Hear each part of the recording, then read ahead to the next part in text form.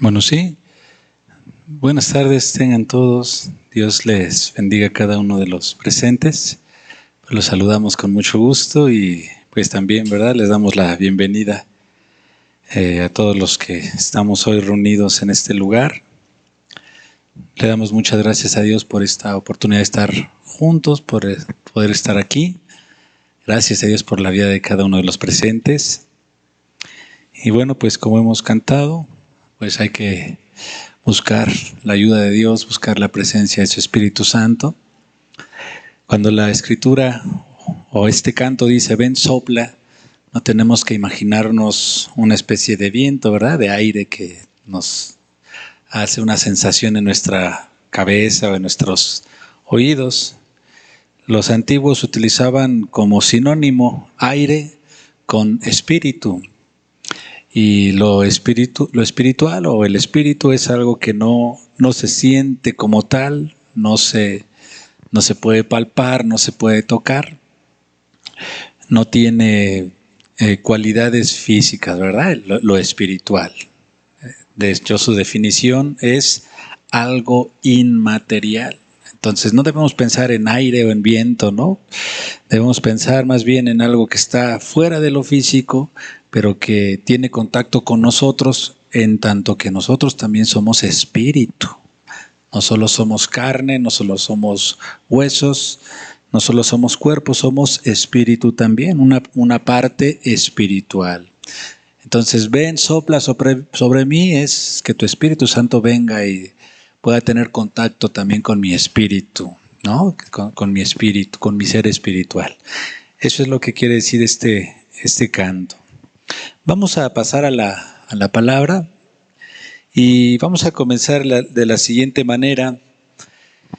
Creo que en algún momento todos hemos sido señalados injustamente, en un momento dado hemos recibido críticas injustas y cuando ha sucedido de esa manera, pues uno se siente herido, se siente lastimado, se siente ofendido, tal vez siente uno ganas de defenderse, siente uno ganas de sacar las cosas a la luz, ¿verdad? O nos sentimos impotentes, queremos de alguna manera aclarar las cosas que pasó, pero no podemos cuando nos han tratado injustamente.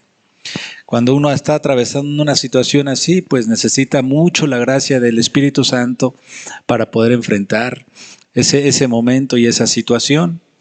Sin embargo, a veces no solo hemos recibido nosotros las críticas injustas, no solo nosotros hemos sido señalados a un momento dado, sino que a veces nosotros mismos hemos sido los que hemos hecho un juicio equivocado.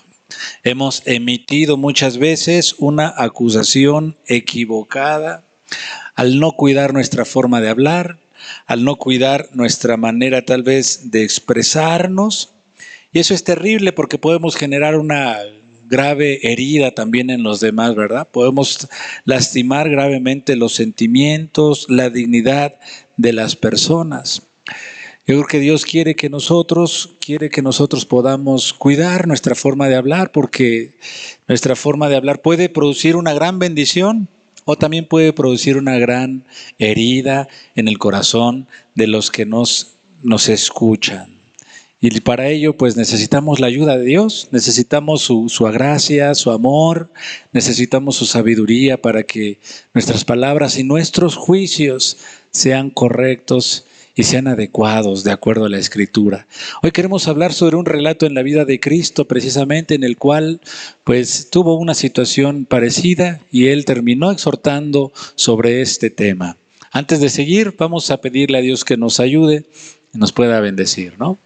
Padre, te damos gracias en este momento por la oportunidad que tenemos de estar delante de ti, Señor. Gracias por tu misericordia tan grande, Señor, que has tenido con nosotros.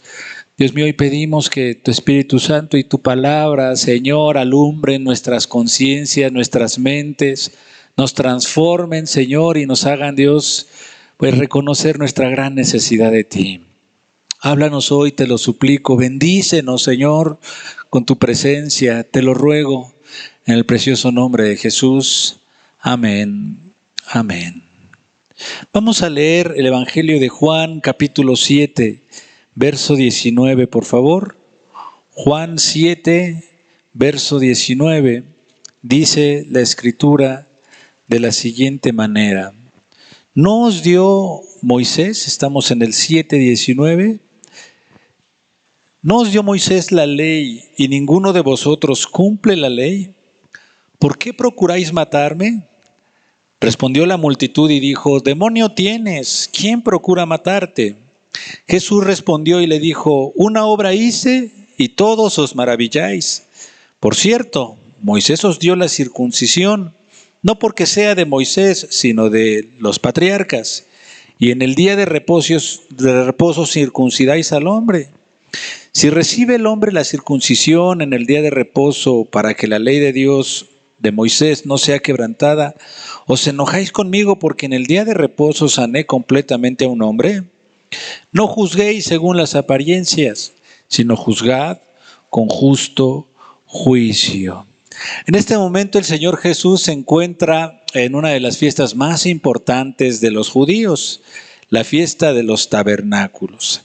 El Señor llegó más o menos al tercer o cuarto día, esa fiesta duraba 7 días. Él llegó a mitad de la fiesta y dice la Escritura que comenzó a enseñar en el templo y la gente estaba sorprendida. La gente estaba admirada y maravillada por su sabiduría, por sus palabras, por su autoridad. Pero como muchas veces la gente, y específicamente los líderes, empezaron a señalarlo, a criticarlo, empezaron a juzgarlo duramente por lo que estaba haciendo. Empezaron a juzgarlo duramente por lo que él era, por sus palabras, por su forma de proceder, por su enseñanza, por sus milagros. Dudaban de su autoridad, dudaban de su procedencia, dudaban de su ministerio. En otras palabras, lo juzgaban terriblemente mal, como a ellos les venía en gana. De hecho, lo trataban como un falso profeta. Y ser un falso profeta en el pueblo judío era algo bastante grave. Era muy grave juzgar a una persona como falso profeta, porque a los falsos profetas pues tenían que castigarlos, ¿no? Con la lapidación, o sea, apedrearlos, matarlos. O sea, le estaban acusando de algo bastante serio. Un falso profeta, un engañador, un hombre que alborota. De hecho, hasta le dijeron en varias ocasiones, un endemoniado, ¿verdad? Tienes demonio, ¿cómo crees que queremos matarte? Lo juzgaban terriblemente mal. Tan es así que Jesús, gran parte de su ministerio, o por lo menos de varios relatos, los ocupa para defender su procedencia, para defender su autoridad, para defender que tenía testimonio de parte de Dios y explicarle a la gente que venía del cielo, que era un profeta de Dios, que era el Hijo de Dios y el Salvador del mundo. Tenía que gastar tiempo y saliva para explicarle a sus acusadores quién era verdaderamente Él. Y precisamente en este relato al final el Señor los exhorta y los reprende porque lo juzgaban erróneamente. Él los sentencia y les dice, no juzguen según las apariencias, juzguen con justo juicio, juzguen correctamente, no juzguen de forma injusta o arbitraria. Y esta es una gran enseñanza también, primeramente para aquellos que no son convertidos, para aquellos que no se han acercado a Dios, porque muchas veces se acercan a Él pues con esta misma actitud, ¿verdad? Como la de los judíos, juzgando las cosas de Dios de manera injusta. Juzgan las cosas de Dios por lo que han escuchado, por los errores que alguien más ha cometido. Entonces juzgan a Dios como un Dios tirano, juzgan a Cristo como alguien que está lejos de mí, critican las cosas de Dios como algo de forma inadecuada. Lo ven de una manera equivocada y lo juzgan de la misma manera. Y eso tristemente pues les impide, ¿verdad?, encontrar la salvación, les impide encontrar la verdad. De hecho, una actitud así les impide acercarse a Dios o los aleja más de la salvación y de la verdad, porque sus juicios son equivocados. Y cuando uno juzga las cosas de Dios de esa manera, en vez de encontrar a Cristo y la paz, se va a alejar más y más. Pero también es una exhortación para los creyentes y para los cristianos, porque muchas veces juzgamos equivocadamente las cosas. Muchas veces juzgamos injustamente a los demás. Juzgamos arbitraria y duramente a los que nos rodean. Y eso genera un gran dolor, genera una gran vergüenza, genera graves conflictos en el corazón de las demás personas. Yo creo que necesitamos que Dios cambie nuestra forma de juzgar, nuestra forma de tratar, nuestra forma de acercarnos a los demás, y para ello necesitamos que Él derrame de su amor en nosotros, de su palabra y de su sabiduría, para que podamos conducirnos como Él quiere que lo hagamos. Quisiera mencionar 3 aspectos de este pasaje rápidamente antes de entrar a lo que es el juicio, un juicio injusto. Y en primer lugar, en el verso 7 de este capítulo, Juan 7:7, nos dice lo siguiente: no puede el mundo aborreceros a vosotros, mas a mí me aborrece, porque yo testifico de Él que sus obras son malas. En todo este pasaje el Señor está defendiendo, como lo hemos dicho, está abordando ciertos aspectos con la gente tanto de Galilea como de Jerusalén, aquí específicamente en Galilea, y el Señor les dice que a Él lo aborrecen. El Señor Jesús es aborrecido por la gente de los demás. Aquí lo que está sucediendo es que los hermanos están diciéndole a Jesús: pues Jesús, ve a Jerusalén porque pues nadie te cree aquí en Galilea. ¿Por qué no vas a Jerusalén, allá donde va a ser la fiesta? Van a venir muchos peregrinos, muchos visitantes, y allí te das a conocer y pues ahí te haces famoso. Seguramente ahí sí vas a tener éxito, ¿verdad?, con tu ministerio. El Señor responde: no puedo ir allá porque a mí me aborrecen. De hecho, después les dice: pues mejor vayan ustedes. Finalmente a ustedes nadie los está persiguiendo, nadie les quiere hacer daño, nadie los quiere atacar. Y no es cierto que a veces sucede cuando una persona no quiere seguir a Jesús, igual que sus hermanos de Jesús, pues la verdad es que no tienen ningún tipo de riesgo, ¿verdad?, de entrar y salir en ningún lugar. A veces pueden estar en la iglesia y no pasa nada, pero también pueden estar en medio de una fiesta con los amigos tomando y tampoco pasa nada, porque se va acomodando, ¿verdad?, a los distintos contextos sin ser un cristiano que está brillando con la luz de Cristo. No hay ningún problema. Pero cuando alguien quiere seguir a Jesús, seguramente va a ser perseguido, seguramente va a sufrir oposición y seguramente, como dijo Cristo, pues a nosotros nos van a aborrecer. Y esto es muy importante tenerlo presente, porque a veces se nos olvida, ¿verdad?, la oposición que uno puede tener en un momento dado, la resistencia que uno puede encontrar en ciertos lugares. Y si no estamos conscientes de esa realidad, pues nos desalentamos cuando vengan señalamientos, cuando pues no nos traten tal vez de la mejor manera, nos podemos desalentar en un momento dado. ¿Qué otra cosa vemos aquí? En el verso 8, Jesús les dice: vosotros subid a la fiesta. Yo no subo todavía a esta fiesta porque mi tiempo aún no se ha cumplido. Verso 10, pero después que sus hermanos habían subido, entonces también Él subió a la fiesta, no abiertamente, sino como en secreto. En este momento Jesús sí terminó yendo a Jerusalén, al templo, a esa fiesta tan grande, pero dice que lo hizo encubiertamente. Y les dijo a sus hermanos, yo no puedo ir abiertamente, yo no puedo ir porque todavía no es el tiempo.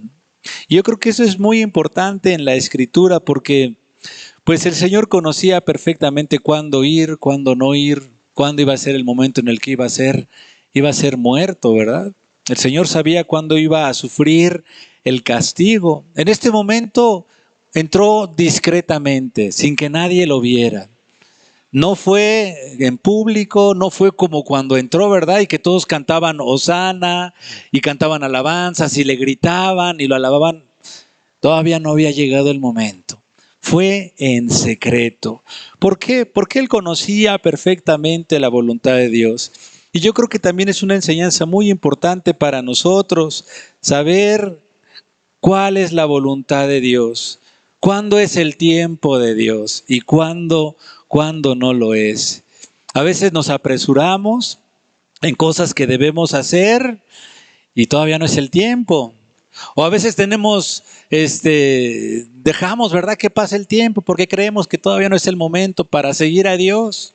Que hacen muchas veces los jóvenes, ¿verdad? Se apresuran a casarse porque pues ya quieren casarse, ¿verdad? ¿Y qué tal si todavía no es el tiempo de Dios? Tal vez todavía les falta madurar, todavía les falta aprender cosas. No lo sé, no hay una edad, ¿verdad?, que uno pueda decir esta es la edad perfecta. Pero Dios sí conoce cuál es la edad perfecta para cada uno de nosotros. Pero a veces se apresuran y después terminan lamentándose por las malas decisiones. O también algunos dejamos pasar los tiempos de Dios. Tal vez Dios nos está llamando a entregarnos, a seguirle.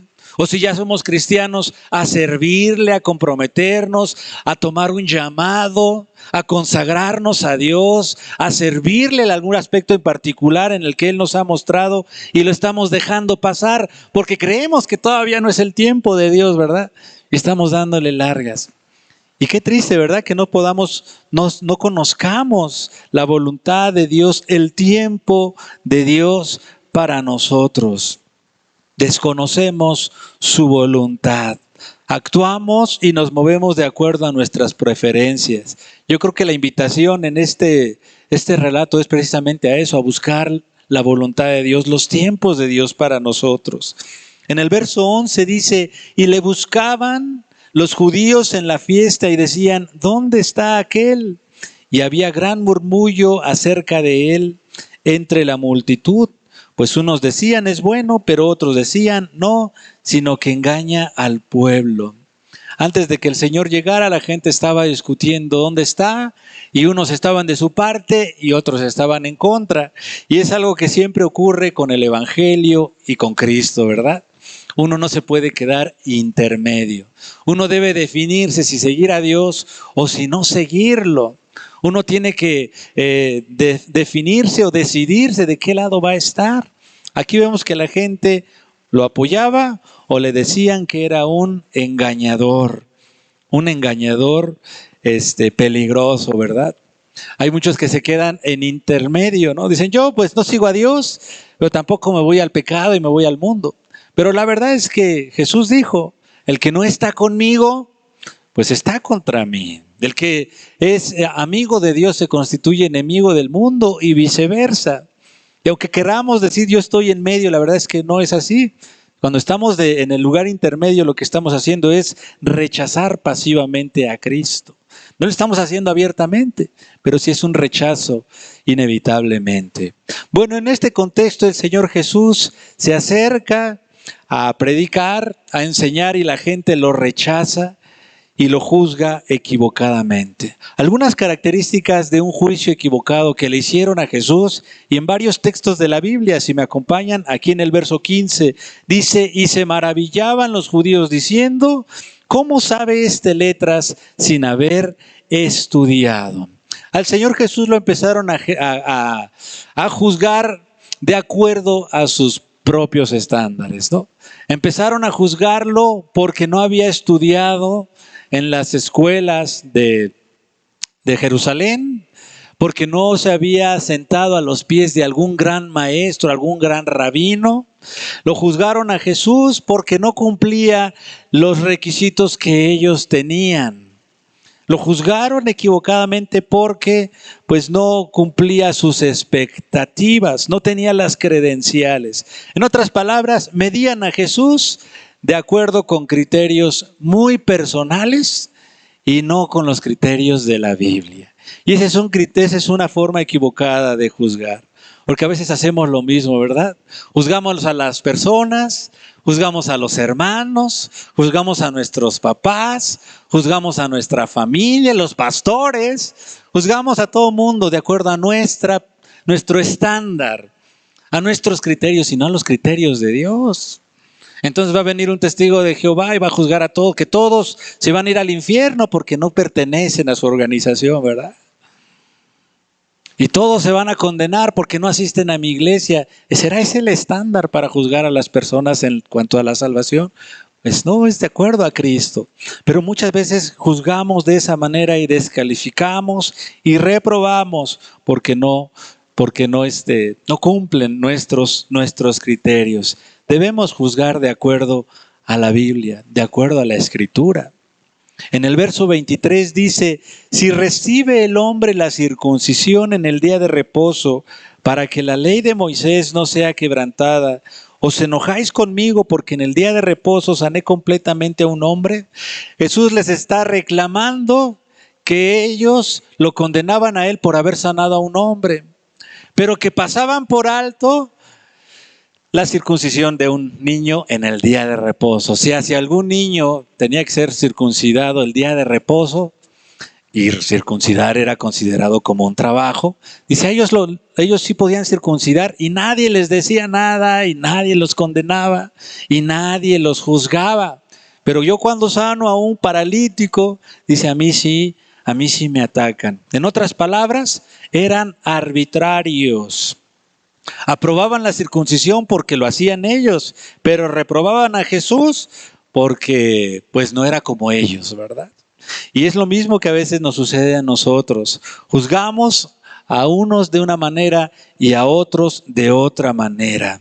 A un grupo le damos el beneficio de la duda, le damos el beneficio del perdón, pero a otros no. Y los juzgamos tal vez cruelmente. A los que están cerca los juzgamos. A los que están lejos los juzgamos y a los que están cerca los aprobamos. Somos indulgentes. Somos indulgentes. Mientras no sea alguien, ¿verdad?, que esté cerca de mí. Y la verdad es que a nadie le gusta que lo juzguen de esa manera, ¿verdad? Porque a él sí lo tratan de esa manera y a mí no. Y uno se siente humillado, ¿verdad? O todavía más, si es una falta que yo cometí, pues soy indulgente. Si es algo que yo cometí, bueno, lo justifico. Pero cuando es otra persona, pues lo atacamos duramente y lo atacamos severamente. La verdad es que deberíamos tratar a todos por igual, sin inclinarnos de un lado o del otro, sin hacer distinción de personas. Alguien decía, ser duro mejor conmigo mismo e indulgente con los demás. Pero cuando somos arbitrarios es al revés, ¿verdad? A los demás los tachamos y a nosotros nos acusamos. Es lo que nos justificamos. Es lo que hacían los judíos con Jesús. En Job 4:7 nos deja ver otra forma de acusar erróneamente. Dice así, Job 4, verso 7, recapacita ahora. ¿Qué inocente se ha perdido? ¿Y en dónde han sido destruidos los rectos? Como yo he visto, los que harán iniquidad y siembran injuria, la ciegan. Creo que todos conocemos la historia de Job. Dice la Escritura que sus amigos llegaron cuando él estaba enfermo y había perdido todo. Llegaron para consolarlo, pero lo que hicieron realmente fue decirle, tú estás así porque desobedeciste a Dios, porque estás en pecado, arrepiéntete. En otras palabras, él era culpable de sus calamidades, aunque no sabían la causa de su sufrimiento. Y esa es una forma tan errónea en la que a veces también juzgamos a los demás, ¿verdad? Nos apresuramos a juzgar el sufrimiento de los otros por su pecado. Y decimos, a esta persona le está pasando esto porque ya no va a la congre, ¿verdad? Oh, Dios lo está castigando. Esta persona le está sucediendo esto porque ya ha dejado de leer la Biblia. Todo esto le pasa por causa de su pecado. Y la verdad es que a veces no sabemos si está realmente siendo un trato de Dios muy particular, si Dios lo está purificando. No dudo que muchas veces sean consecuencias del pecado, pero a veces nos apresuramos, ¿verdad?, a juzgar y a señalar. La verdad es que es muy delicado hacer ese tipo de acusaciones, pero es lo que hicieron con Job. Y a veces así lo hacemos. El único que tiene la autoridad y el derecho de señalar el pecado de manera puntual es el Espíritu Santo. Dice la Escritura que Él iba a convencer a la gente del pecado, de justicia y de juicio. Él es el único que puede hacer un señalamiento muy específico y detallado. Nosotros solo podemos pedirle a Dios de su ayuda, de su amor, de su gracia para poder en un momento dado exhortar, amonestar, predicar. Pero a veces, según vemos en los amigos de Job, se apresuraban, ¿verdad?, a hacerlo de forma indiscriminada. Mateo 7:1 dice así: no juzguéis para que no seáis juzgados. En este pasaje se puede traducir literalmente: no estén juzgando. Es decir, está hablando de algo constante. En otras palabras, una forma inadecuada de juzgar es volvernos en jueces, ¿verdad? Volvernos en críticos de las demás personas. Los fariseos habían desarrollado una cultura de crítica negativa. Todo lo que hacían lo juzgaban. Si lo hacían bien tenían que juzgarlo, si lo hacían mal tenían que criticarlo, pero de forma negativa. Y a veces, ¿cuántas personas se convierten en jueces con la excusa de que son celosos por Dios, ¿verdad? Pues están condenando a todos, están juzgando a todos y están criticando a los demás, y la verdad es que no les interesa su prójimo. No lo hacen por amor, lo hacen de hecho por un sentimiento de autojustificación, es decir, para que los otros vean que están mal y de manera implícita pues yo salga justificado, ¿no? Que yo me vea como un gran cristiano. Pero la verdad es que no podemos hacerlo así de forma constante e indiscriminada. Hay momentos para señalar alguna situación, hay momentos para juzgar algún conflicto, alguna necesidad, pero no hacerlo por autojustificación. Juan 7:19, el texto central que estamos leyendo, dice así: ¿no os dio Moisés la ley y ninguno de vosotros cumple la ley? ¿Por qué procuráis matarme? Luego dice Mateo 7, verso 13. Mateo 7:13, ¿y por qué miras la paja que está en el ojo de tu hermano y echas de ver la viga que está en tu propio ojo? ¿O cómo dirás a tu hermano: déjame sacar la paja de tu ojo y he aquí la viga en el ojo tuyo? Hipócrita, saca primero la viga en tu propio ojo y entonces verás bien para sacar la paja del ojo de tu hermano. Jesús estaba acusando a los judíos que les decían, no, ustedes según cumplen la ley, pero quieren matarme. O sea, le está diciendo: ustedes son hipócritas, ¿verdad? Porque quieren juzgarme de acuerdo a la ley, pero ustedes mismos la están quebrantando.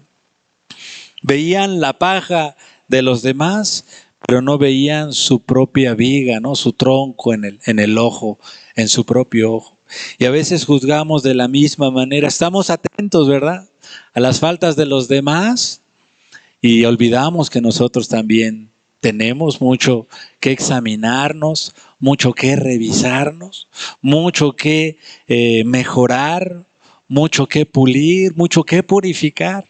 Y se nos olvida nuestra propia necesidad. Somos culpables también de hipocresía. En Romanos 2:1 sigue diciendo sobre este mismo tema. Romanos 2:1 dice: por lo cual eres inexcusable, oh hombre, quien quiera que seas tú que juzgas, Pues en lo que juzgas a otro, te condenas a ti mismo, porque tú que juzgas haces lo mismo. Aquí el apóstol Pablo está desarrollando la radiografía del hombre inconverso, del hombre que ha rechazado a Dios, que se ha depravado completamente. Bueno, dice que una de sus características es ser hipócrita, porque juzga a todo mundo, ¿no? Que son intolerantes con él, que la sociedad está perdida. Digo, hoy los jóvenes, los homosexuales o la ideología esta, pues ataca a todo mundo, ¿verdad? Pero ellos están llenos de perversión. Es lo que está escribiendo en este pasaje el apóstol Pablo. Y es una descripción tremenda, ¿no? Pero pues habla de que el que juzga hipócritamente a los demás está en esta condición, en una condición de maldad, pues bastante delicada, ¿verdad? Lucas 6:37 dice así: no juzguéis y no seréis juzgados, no condenéis y no seréis condenados, perdonad y seréis perdonados. En este pasaje se nos dice, el Señor Jesús está hablando de no juzgar, pero también dice no condenar. Es decir, juzgar es emitir un juicio, emitir una opinión sobre alguna situación, sobre alguna persona. Eso es juzgar. Pero condenar es darle también la sentencia, ¿no? Yo creo que esta persona hizo esto y por lo tanto se merece esto. Entonces ya lo calificamos como un pecador hijo del diablo que se tiene que ir al infierno. O sea, no solo damos el juicio, sino además también emitimos la sentencia y la condena. Aquí el Señor dice, no condenes y no serás condenado.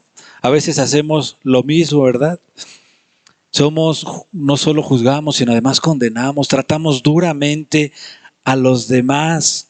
No pensamos que estamos dañando, que estamos lastimando a las demás personas.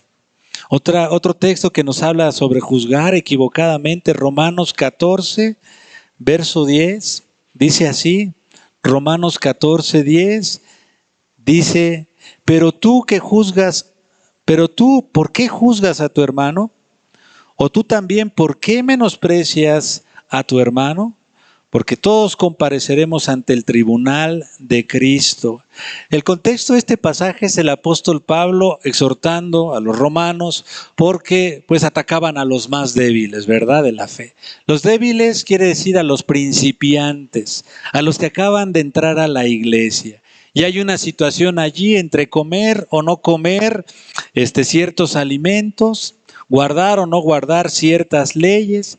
Entonces el apóstol los exhorta porque ellos, los discípulos de más tiempo, los cristianos, pues señalaban duramente a los recién convertidos porque todavía comían carne de puerco y hasta se reían de alguna manera, ¿no? Por eso dice aquí, ¿por qué los menosprecias? ¿Por qué los juzgas? Dice, ¿por qué juzgas a tu hermano? O mejor dicho, ¿por qué los menosprecias? Porque al momento de juzgarlos, los estaban humillando, ¿no? En otras palabras, los estaban pisoteando. Ellos se sentían más importantes, más grandes, y se sentían con el derecho de aplastar a los que apenas estaban entrando a la iglesia porque no sabían distinguir entre lo que era de la ley y lo que ya no tenían que obedecer.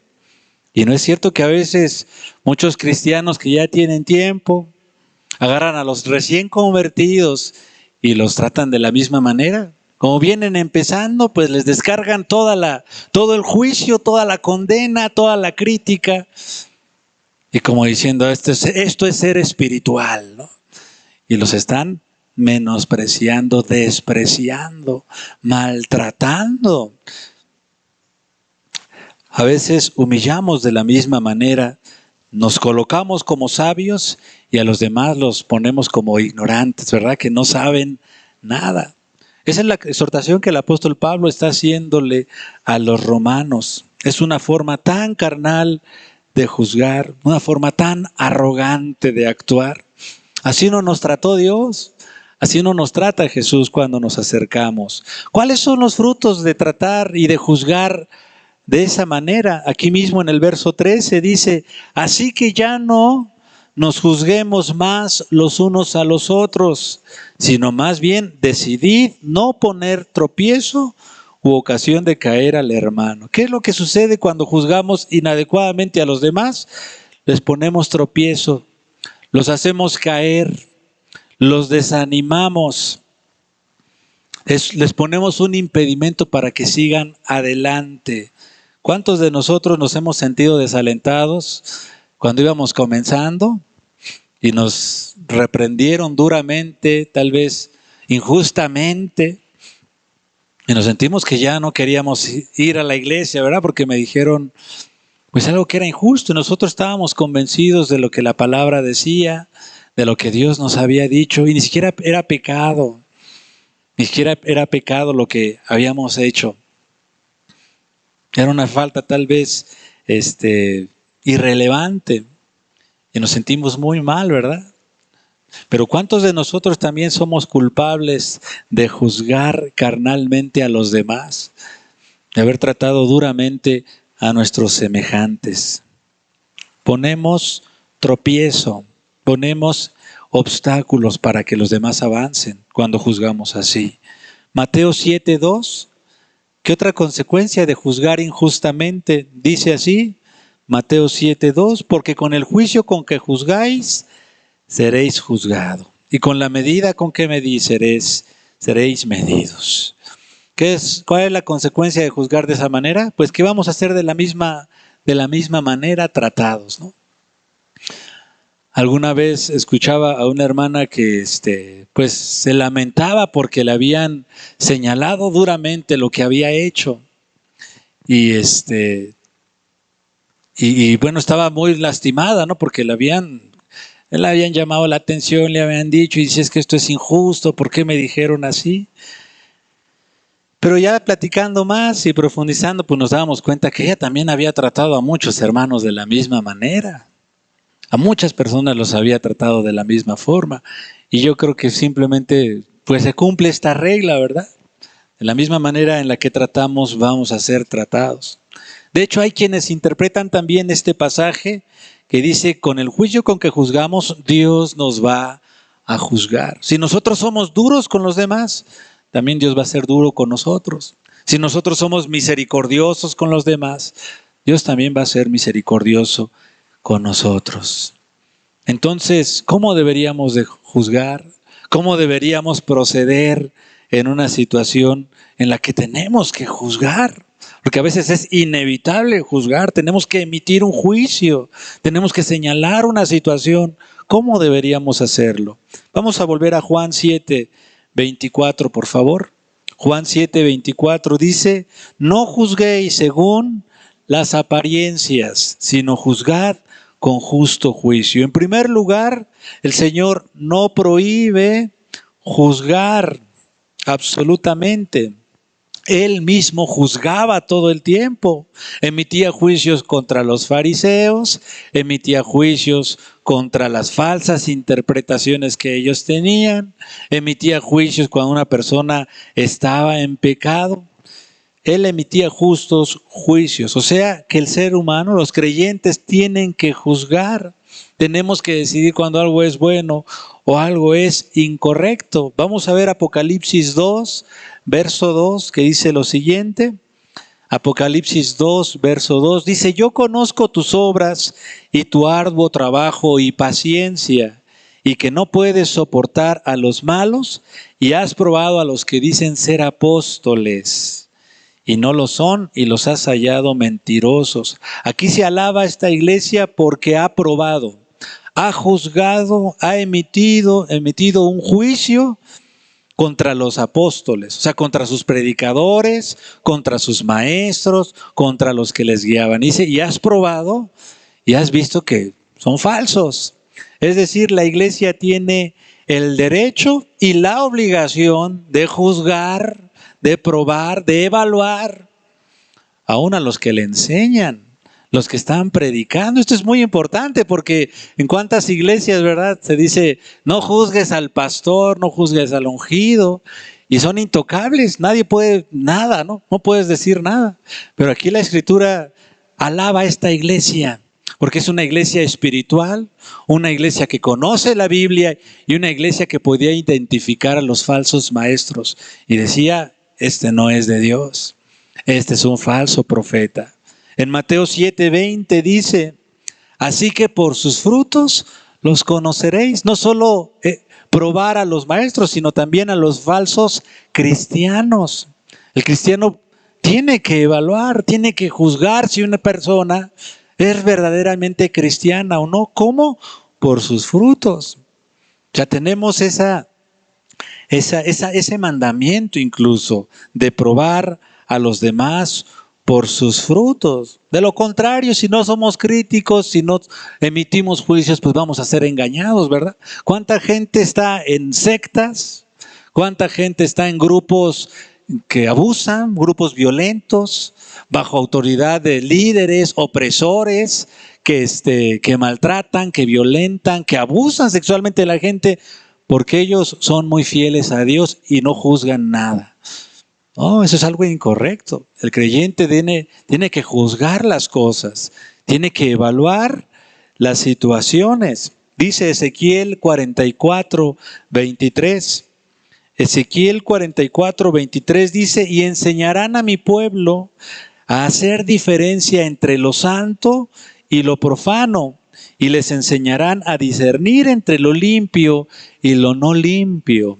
Está hablando del avivamiento que vendría con el Espíritu Santo y el nuevo templo que iba a ser un templo espiritual. Dice que los sacerdotes, o sea, los pastores, los verdaderos guías, iban a enseñar al pueblo ¿a qué? A diferenciar entre lo santo y lo profano. Eso es de hecho una tarea que los que predican tenemos que hacer, poder enseñar a los demás a discernir entre lo bueno y lo malo. Y eso es totalmente diferente a lo que hoy vemos en nuestra sociedad, ¿verdad? En nuestra sociedad dicen, no juzgues, no critiques, no razones, déjate llevar por la corriente, ¿verdad? Por todas las enseñanzas.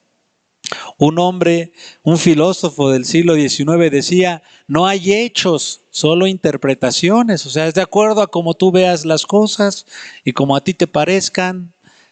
No hay ni verdades ni mentiras. Imagínate si fuera así. Eso quiere decir que el holocausto judío pues no es un hecho, es como tú lo quieras ver. Era necesario matar a 6 millones de personas porque necesitaba imponerse ese régimen, ¿verdad? Es como tú lo interpretes. Y sabemos hoy que no es así. Es un hecho que está mal el holocausto. Todos lo sabemos.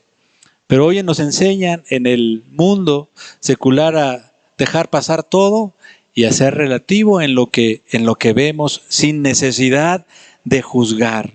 ¿Qué es juzgar? Entonces, 2 palabras quisiera decir sobre qué es juzgar. En primer lugar es distinguir o también discriminar, que es lo mismo, entre lo que es correcto y lo que es incorrecto. Eso es juzgar, hacer un juicio para poder distinguir entre 2 cosas.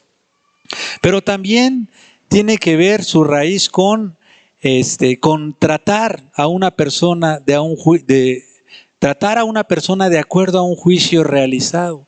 Es decir, de acuerdo a los juicios que hagamos, va a ser nuestro trato hacia tal situación o hacia tal persona. Y no es cierto que es así. Cuando nosotros juzgamos equivocadamente a una persona o juzgamos que una persona está mal, pues la vamos a tratar como mal. Si nosotros emitimos un juicio contra alguien, pues la vamos a tratar de esa manera. Es que esa persona está mal, ya se alejó de Dios y ya está perdida. Entonces lo voy a tratar como inconverso. Pero si la juzgo con misericordia, si la juzgo con amor, pues la voy a tratar de manera diferente. Voy a ser paciente y amoroso con la finalidad de ayudarle. ¿Cómo debemos juzgar? Gálatas 6, verso 1. Dice, por eso debemos tener cuidado sobre cómo juzgar a los demás, porque de esa manera va a ser nuestro trato. Dice Gálatas 6, verso 1, hermanos, si alguno fuere sorprendido en alguna falta, vosotros que sois espirituales, restaurarle con espíritu de mansedumbre, considerándote a ti mismo, no sea que tú también seas tentado. Aquí el apóstol está hablando a los Gálatas sobre pecados y diferentes situaciones que ellos pudieran ver. Y dice, si alguien cae en un pecado, ustedes que son espirituales, ustedes que no se dejan llevar por la carne, ustedes que conocen la Biblia, restáurenle de una manera correcta. Y les dice cómo, júzguenlo, trátenlo de una manera adecuada, con mansedumbre. ¿Con qué actitud debemos hacer nuestros juicios hacia alguien, hacia los demás? Con una actitud de mansedumbre. Eso es lo que está diciendo este pasaje. Qué importante es esto, ¿no? Porque ¿qué es lo que sucede muchas veces? Que a veces ni siquiera oran, ¿no? Ni siquiera oramos para hablar con las personas, simplemente agarramos la espada, y a cortar cabezas, ¿verdad? A señalar. Y lo contrario a mansedumbre es exaltarse, es enojarse. ¿Y cuántas personas juzgan a los demás con esa exaltación y con ese enojo, verdad? ¿Cuántas veces cuando vamos a juzgar algo no nos detenemos a pensar y nos exaltamos? Nos dejamos llevar por el impulso de ese momento, por el enojo, contender, señalar, acusar a los demás. Es una actitud equivocada. El apóstol dice que debe ser con mansedumbre, es decir, no hacerlo duramente, con una actitud pacífica y humilde. Como leíamos hace rato, ¿verdad? Con el juicio con el que juzgamos, vamos a ser juzgados. Con la vara con la que medimos, vamos a ser medidos. ¿Cómo nos gustaría que nos vinieran a señalar alguna situación? Con agresividad, con enojo, o con paciencia y sabiduría, con mansedumbre. Yo creo que todos quisiéramos que lo hicieran con mansedumbre. El apóstol también dice, considerándote a ti mismo. ¿Cuántos juzgan y critican o cuántas veces juzgamos y criticamos como si nosotros fuéramos perfectos, ¿verdad? Como si nosotros no hubiéramos hecho nada y pues vamos, ¿no? Olvidamos que también podemos fallar. Olvidamos que también hemos cometido faltas. Olvidamos que también nosotros hemos caído, que no hemos hecho lo correcto muchas veces. El apóstol dice, si vas a juzgar algo, considérate a ti mismo. Ten en cuenta tus faltas, que eres vulnerable, que eres débil también, que has caído también, que se te ha perdonado a ti mucho y que necesitaste en ese momento ayuda. Dice, considerándose a sí mismo. Volviendo a Juan 7:24, dice, no juzguéis según las apariencias, sino juzgad con justo juicio. ¿Cómo debe ser el juicio? De manera justa. Esto quiere decir equitativo, imparcial, ya lo decíamos hace rato. No haciendo acepción de personas. No importa si es alguien especial para mí, si es una situación delicada, pues señalarle lo que está mal. Emitir un juicio justo independientemente de quién sea. Como decíamos hace rato, ¿verdad? Los judíos eran arbitrarios. Como eran ellos los que hacían la circuncisión, entonces se cubrían entre ellos.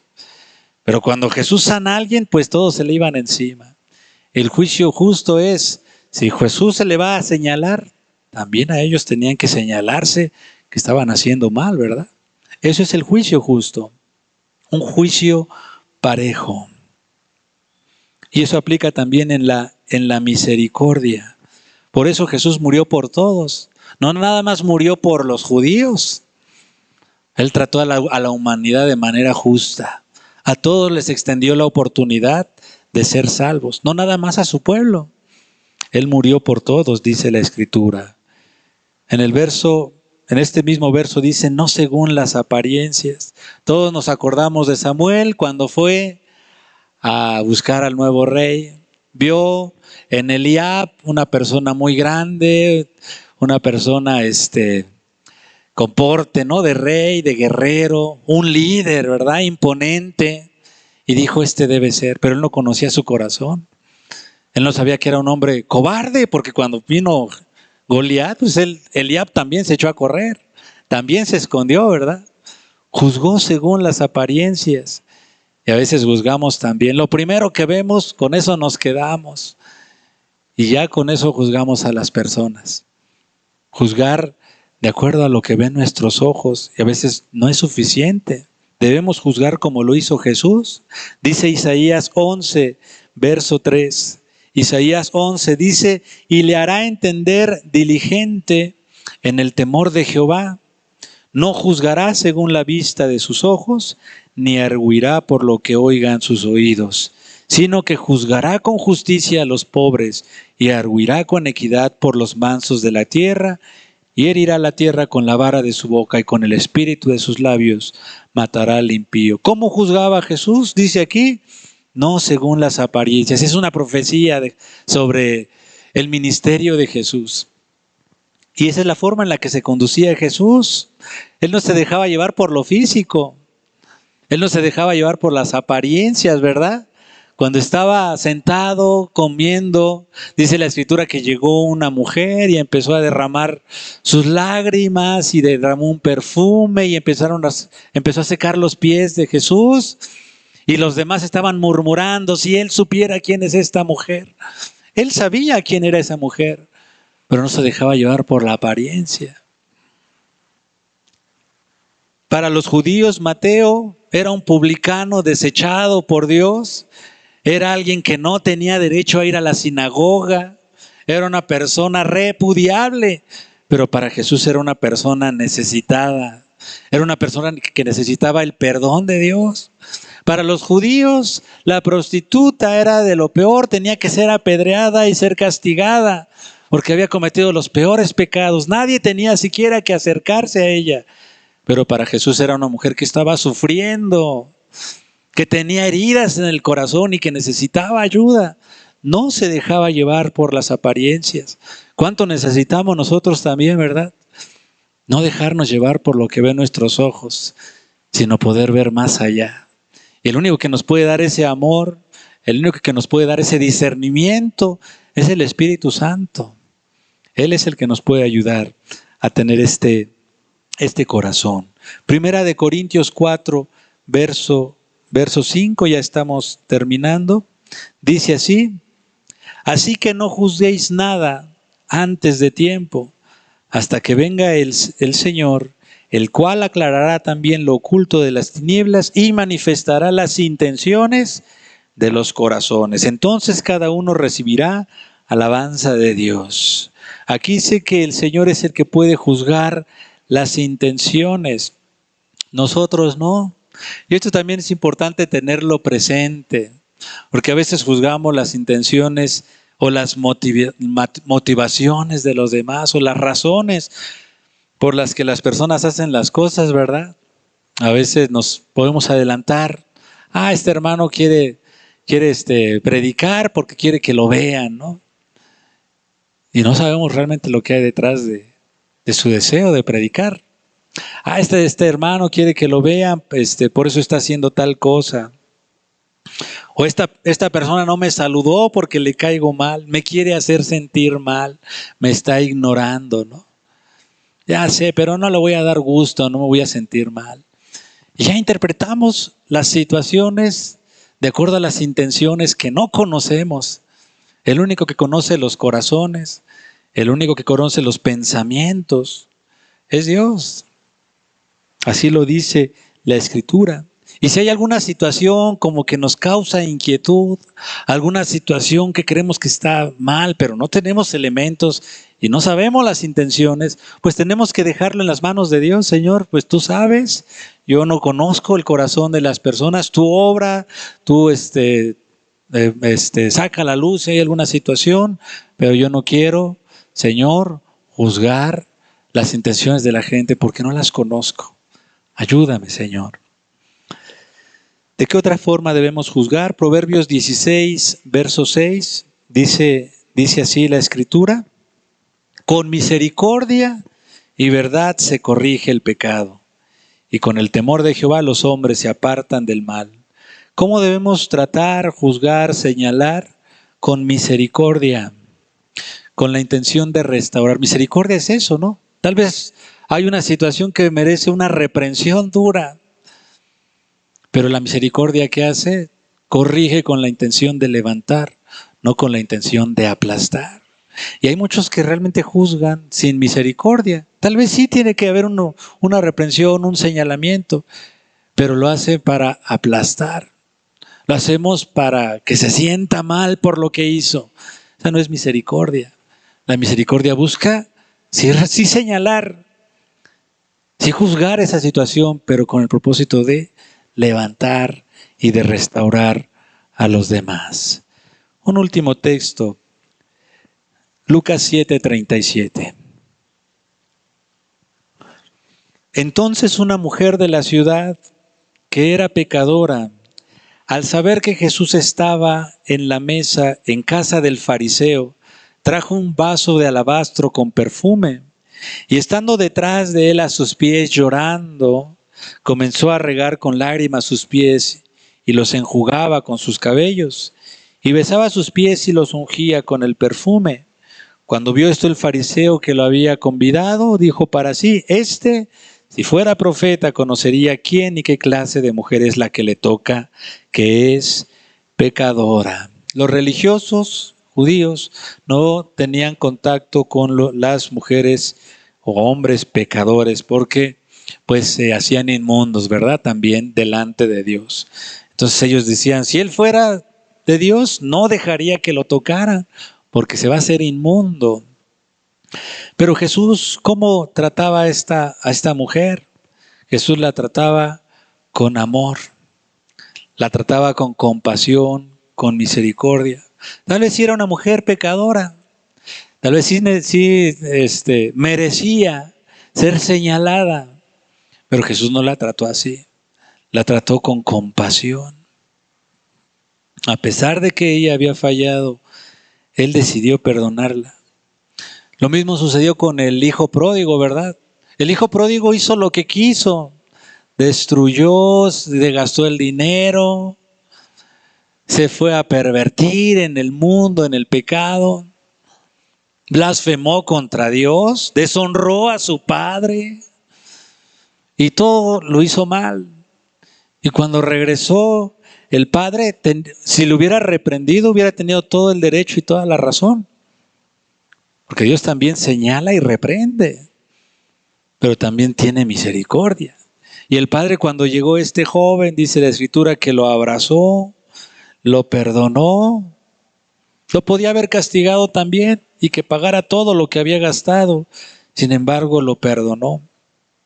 Tal vez los que nos han fallado, tal vez las situaciones que hemos visto, pues también merecen una dura reprensión, también merecen una dura crítica por lo que han hecho, lo que nos han dicho tal vez el pecado, la ofensa, tal vez todo eso merece una reprensión muy fuerte.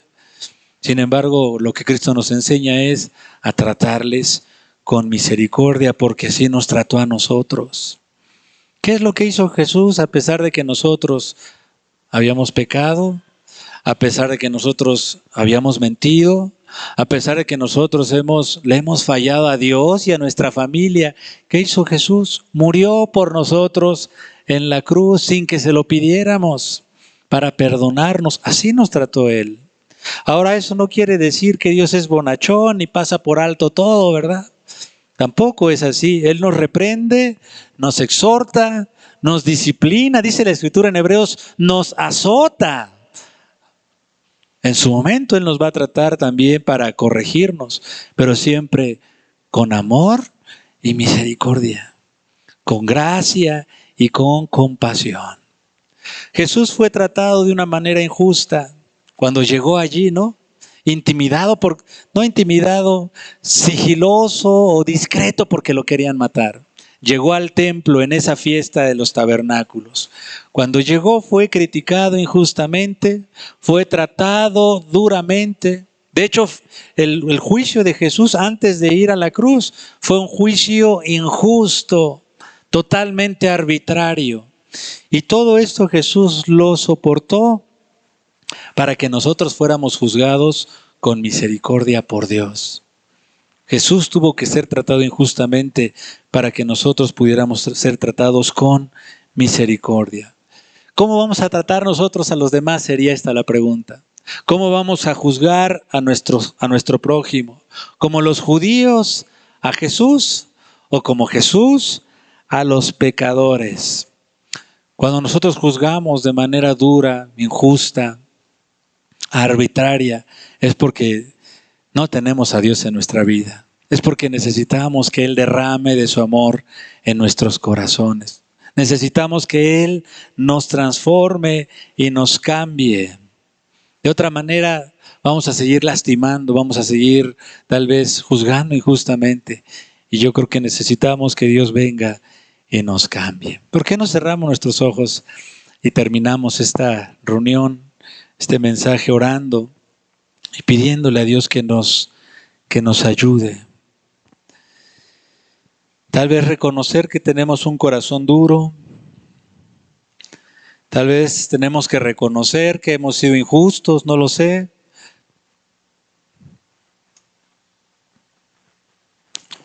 Que tal vez somos como aquellos judíos que señalaban a Jesús. ¿Por qué no le decimos a Él, Señor, cámbianos? Danos de ese amor, Señor, que tú tenías, que tú tuviste para con los pecadores.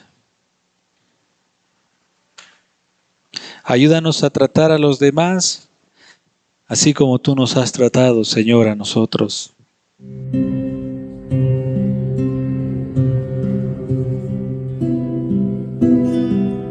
Por la gracia de Dios, soy lo que soy.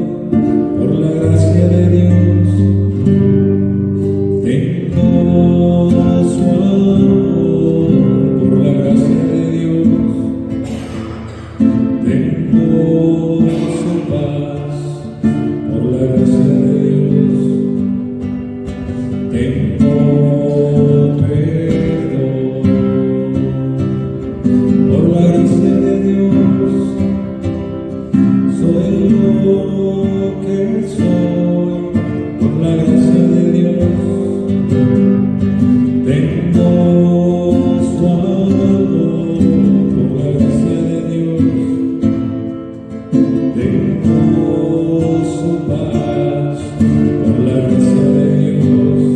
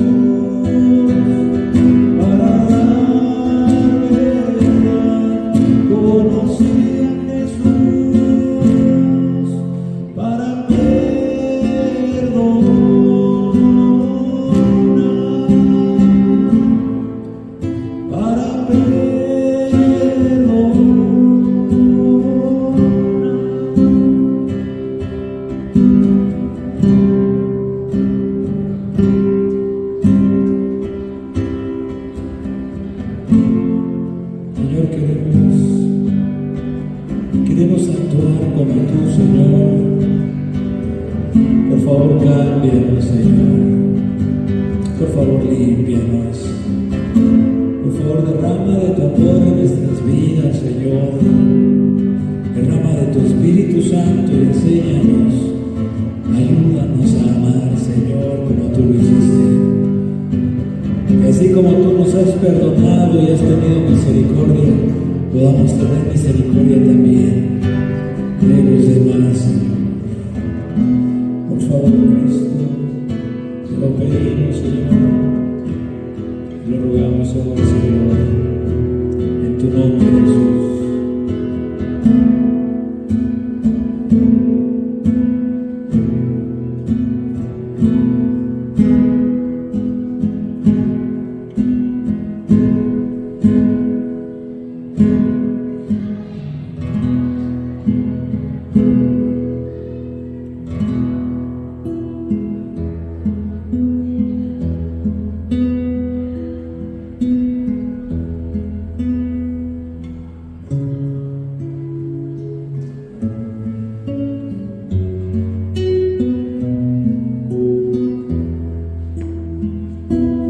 Con mis manos hacia el cielo y sin contiendas en mi corazón, de rodillas me postro ante ti, Señor, y deseo hacer tu voluntad.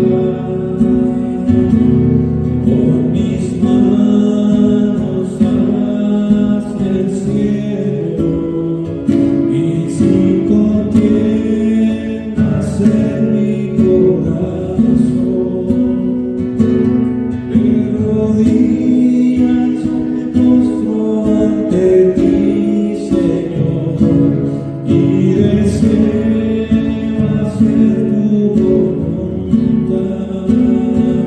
Que cada miembro en mí, que todo lo que soy, exprese amor y gratitud, porque el deseo de mi corazón es amarte y darte adoración.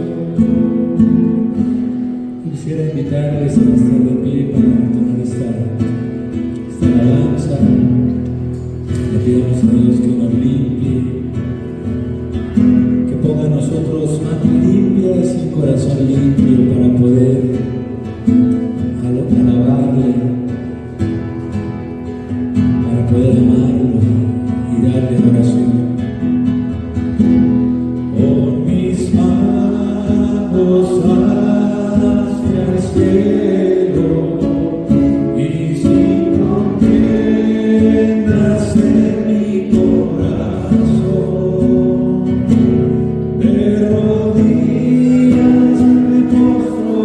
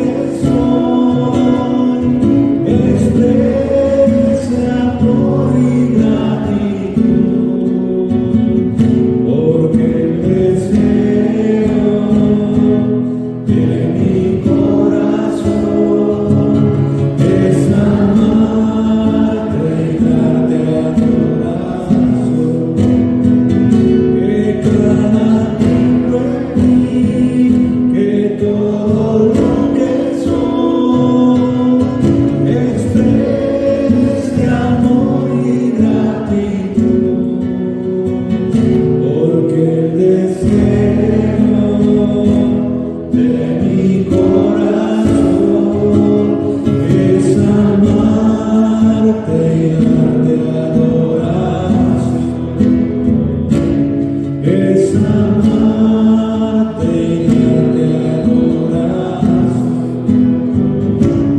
es amarte y darte adoración.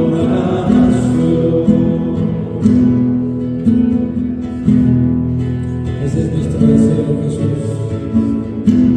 Ayúdanos, Dios, cámbianos, Señor. Hoy venimos delante de ti con esa necesidad. Hoy venimos delante de ti, Señor, porque te necesitamos, Jesús. Necesitamos de ti, Señor, necesitamos de tu amor, necesitamos de tu ayuda, Dios. Cambia este corazón duro, Señor. Cambia ese corazón insensible. Cambia ese corazón injusto, tal vez arbitrario, Dios, insensible. Y ayúdanos a amar, Señor. Ayúdanos a amar, Señor. Ayúdanos, Dios, a amar a nuestros semejantes como tú lo hiciste. Danos, Dios, de tu sabiduría, danos de tu palabra, Jesús. Danos ese corazón compasivo y misericordioso como tú lo tuviste, Jesús.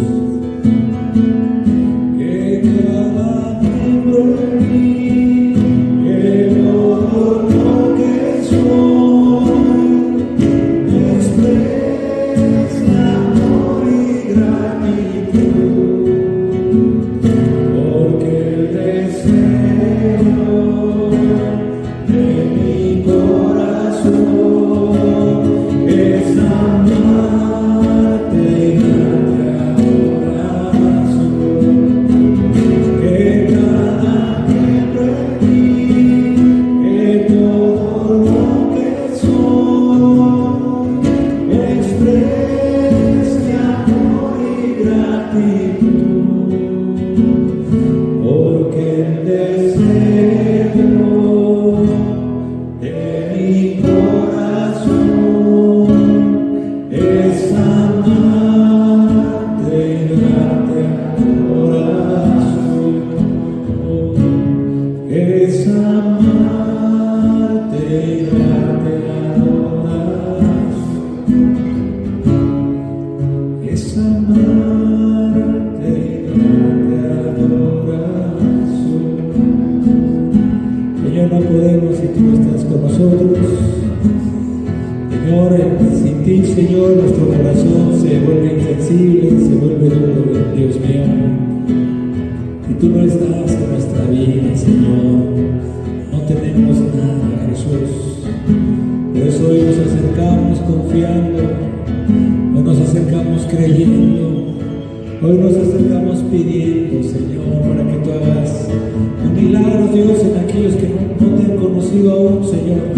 Una transformación, Señor, una conversión hacia ti, pero también aquellos que te hemos seguido, Señor, que hemos decidido caminar contigo. Te necesitamos cada día, Señor, cada momento, en cada situación, Señor, para poder, Dios, parecernos cada vez más a ti, Señor, para poder ser como tú, Dios mío. Ayúdanos, te lo ruego, Jesús. Ayúdanos, por favor. En el precioso nombre de Jesús te lo pedimos, Dios. Amén.